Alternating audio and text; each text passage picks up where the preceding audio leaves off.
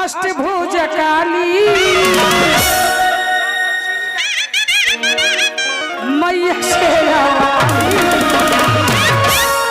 बिगड़ी हमारे बना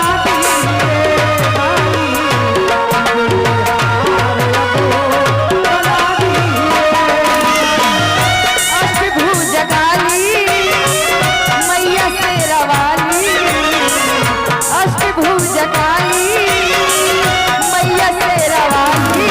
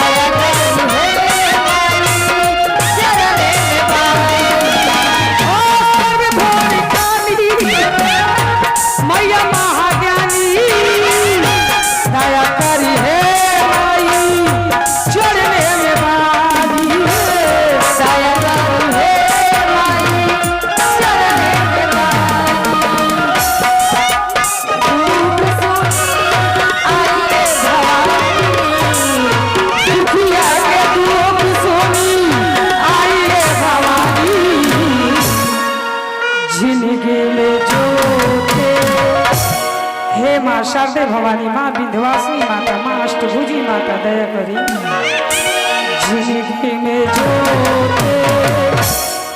सलन सर्व बंद हो गया जगह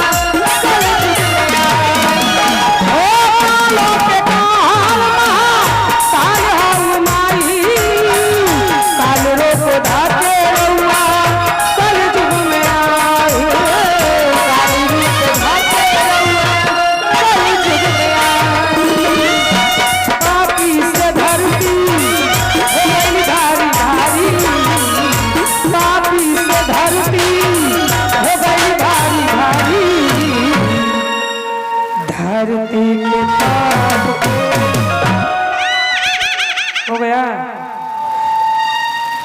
जय माँ दक्षिणेश्वरी भवानी माँ बीड़ा वाली माता माँ सर्वेश्वरी माता दया करी। धरती के पाप के मिटा दी माई, धरती के पाप के मिटा दी माई।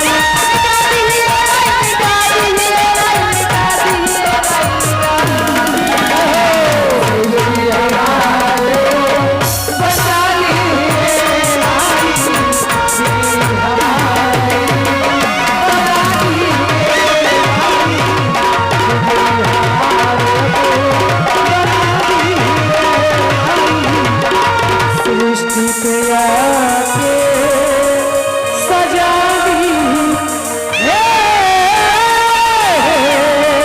माई।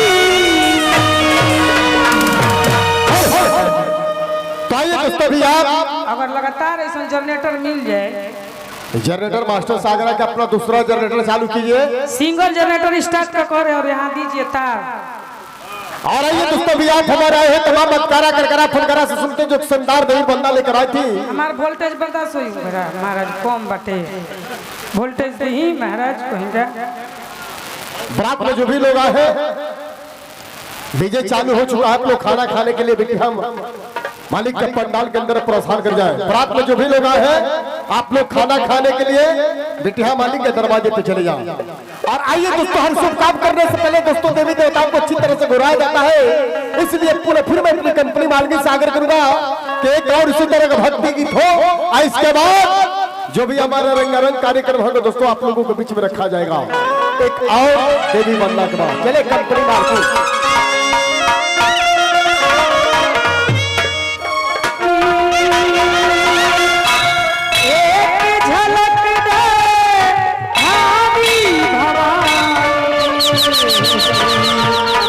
हे मैया शेरावाली, दया के सागर हउए माई भवो महाज्ञानी। दर्शन के प्यासी अखिया रूपवा देखा बोलिए सच्चे दरबार की।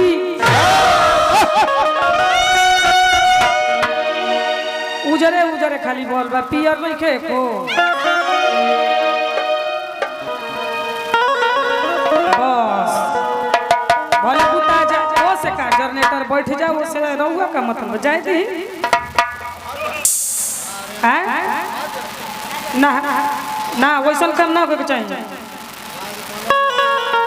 भले लोड ताना तो बुता दे।